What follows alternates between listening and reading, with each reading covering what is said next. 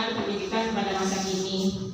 Pada masa itu, pendidikan hanya itu dia kan identitas gunung es ini. Dia berbicara tentang bagaimana proses perubahan tingkah laku hingga menjadi penumbuhan karakter pada manusia. Bagaimana itu bisa terjadi?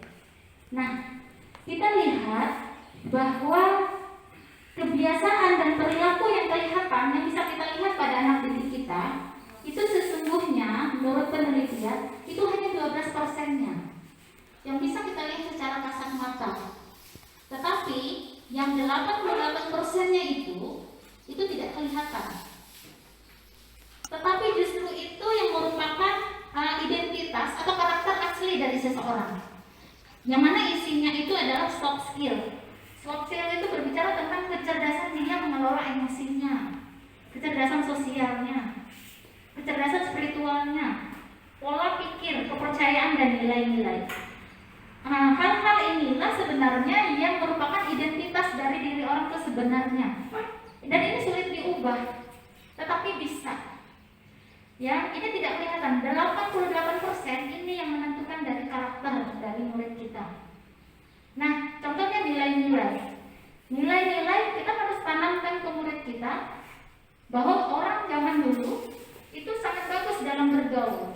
Intinya tidak ada pergaulan bebas. Itu harus tidak boleh berubah nilai-nilai itu dalam diri murid kita. Tidak boleh mereka akan berpengaruh dengan budaya sekarang atau keadaan zaman sekarang, yaitu budaya bebas boleh saja ganti-ganti pasangan. Nah, itu tidak boleh. Itu contoh nilai-nilai atau pola pikir yang salah. Misalnya, boleh saja saya bohong sedikit. Kalau dilakukan terus-menerus bohong sedikitnya, itu bisa menjadi satu kebiasaan dan itu bisa menjadi satu karakternya. Nah, oleh sebab itu, bagaimana cara kita sebagai seorang guru? Karena lingkungannya itu juga luas.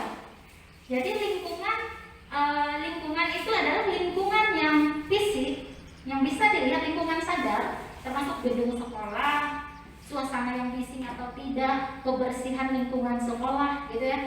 Itu adalah lingkungan sadar yang fisik. Tetapi lingkungan yang tidak sadar itu adalah lingkungan fisikisnya. Fisikisnya itu berkaitan dengan emosi. Nah, ini pengaruhnya besar untuk karakter anak kita. Ya, nah ini bagaimana supaya sekolah itu bisa memaksimalkan kedua lingkungan ini sehingga bisa membentuk suatu karakter yang bagus buat anak-anak didik kita. Bagaimana caranya? Caranya adalah dengan pengkondisian dan pembiasaan. Pengkondisian dan pembiasaan ini pertama adalah dengan keteladanan yang konsisten. Pengkondisian dan pembiasaan ini berlaku juga di kelas kita. Saat kita di kelas, bagaimana kebiasaan-kebiasaan dan keteladanan kita. Kita mencerminkan bahwa kita ini menghargai mereka, itu akan membawa mereka juga menghargai orang lain. Jadi seperti itu intinya tentang diagram gunung es, bahwa mari kita ciptakan lingkungan fisikis yang berpengaruh dengan emosi anak. Kita lebih memperhatikan emosi anak, bagaimana kita mengelola emosi mereka itu yang bagus untuk pembentukan karakternya. Mungkin tahun 2008 dia menyatakan guru dengan karakter baik mengajarkan murid mereka tentang bagaimana keputusan dibuat melalui proses pertimbangan moral. Jadi secara tidak langsung mereka itu mengamati, masuk di alam bawah sadar mereka, tindakan-tindakan kita, ucapan-ucapan kita itu mempengaruhi ke alam bawah sadar mereka. Ya, guru yang berkarakter baik itu membantu muridnya memahami nilai-nilai kebaikan dalam diri mereka sendiri. Kemudian mereka mempercayainya. Misalnya gini, kalau ada murid kita lihat hal-hal kebaikan dalam diri mereka, kita katakan, kamu ini orangnya rajin. Artinya kalau memang kita lihat dia rajin, atau kamu ini orangnya cermat, itu membantu dia. Oh, aku ini orangnya rajin. Itu terekam di otaknya. Tetapi kalau kita katakan kamu ini nakal, dia akan mengatakan dirinya juga nakal, menilai dirinya juga nakal. Kamu ini malas, dia akan menilai dirinya malas. Jadi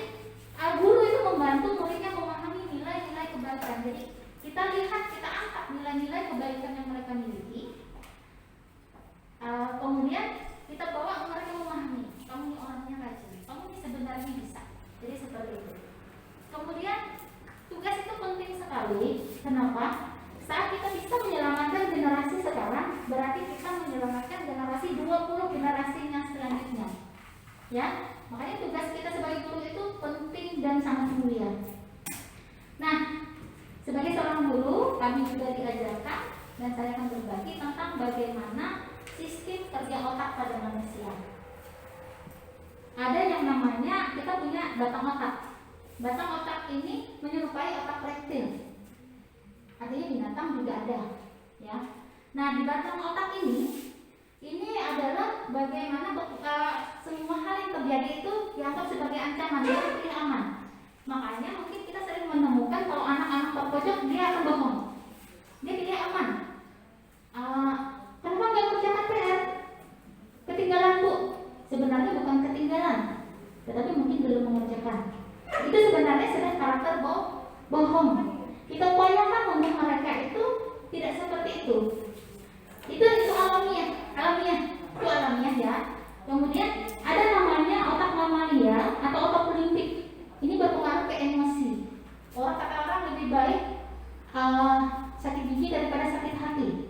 Kekecewaan atau sakit hati mereka itu akan berpengaruh. Itu sulit memang diobati, tetapi bisa. Nah, ada bagian otak primata, otak manusia, ada otak luhur. Itu otak berpikir disebut. Otak berpikir di mana berpikir yang lebih metakognitif. Dia ada analisis, dia bisa mempertimbangkan, dia bisa mengevaluasi. Ya. Cuma kenapa biasanya orang penyesal terlambat? Itu sebenarnya karena memang pengaruh sistem kerja otak. Karena dia lebih kompleks, ada analisis, ada evaluasi. Itu biasanya memerlukan energi yang lebih banyak kalau dari biologi. Sehingga dia pelan. Nah, kenapa materi ini dibagikan? Maksudnya kita sebagai guru, kita harus, kabar baiknya itu ada. Kabar baiknya itu, nah ini penjelasan tentang otak tadi, lanjut karena sama waktu belum. Nah, itu adalah bahwa belum. Ya.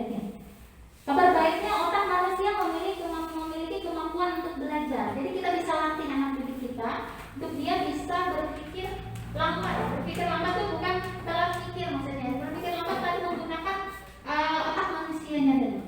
Ya. Kita misalkan dia bisa mengendalikan agar tidak begitu saja memperkenankan sistem berpikir cepat atau otak reptil dan mamalia itu mengambil alih kendali dirinya, termasuk diri kita. Pada sesuatu kita mulai evaluasi, kita mulai ini, jadi jangan langsung kita berespon, ya. Mari kita latih otak manusia kita untuk berpikir kita, bagian itu bisa dilatih. Oke, saya rasa itu. Lanjut kuis satu lagi ya. Nah ini, sekolah itu adalah institusi pembentukan karakter. Menurut Ben Johnson tahun 2016 dalam edutopia.org, salah satu elemen penting dalam kelas yang berpengaruh pada kualitas pendidikan adalah hubungan guru dan murid. Ini pendidikan. Hubungan kita dengan siswa itu berpengaruh pada kualitas pendidikan dalam rangka membangun budaya positif. Nah ini yang kita saksikan videonya. Yang esensinya adalah memberikan keleluasaan yang seluas-luasnya kepada siswa untuk mengembangkan potensi yang dimiliki supaya potensi itu bisa maksimal. Pemikiran ini sudah kita lakukan di sekolah kita Bapak Ibu tanpa kita sadari. Jadi 6 tahun yang lalu kita sudah mencoba menerapkan prinsip memberi keleluasaan yang seluas-luasnya kepada siswa. Apa contohnya Bapak Ibu? Pembagian kelas sesuai yang diminati. Ya enggak Bapak Ibu? Kita sudah fasilitasi itu kelas-kelas sesuai pilihannya. kita siapkan ekstrakurikuler yang banyak. Kita berharap anak-anak memilih mana yang disukai, mana yang diminati. Kita selalu menekankan jangan memaksa anak untuk pintar matematik. Sudah kita lakukan Bapak Ibu ya. Jangan memaksa anak untuk pintar IPA. Jangan memaksa anak untuk pintar matematik. Sudah kita lakukan di sini. Artinya kita tuntut anak kita itu potensinya kemana? Karena esensi pendidikan menurut Ki Hajar Dewantara adalah menuntun. Menuntun Bapak Ibu. Menuntun. Ingat ya, menuntun itu tidak menyeret, tidak memaksa. Sebagai analogi yang mudah, ketika anak pada saatnya bisa berdiri, mau belajar berjalan, Bapak Ibu menuntun bagaimana anak itu berjalan. Anak itu akan berusaha berjalan sendiri Bapak Ibu. Kita hanya menuntun, hanya membantu sekedarnya.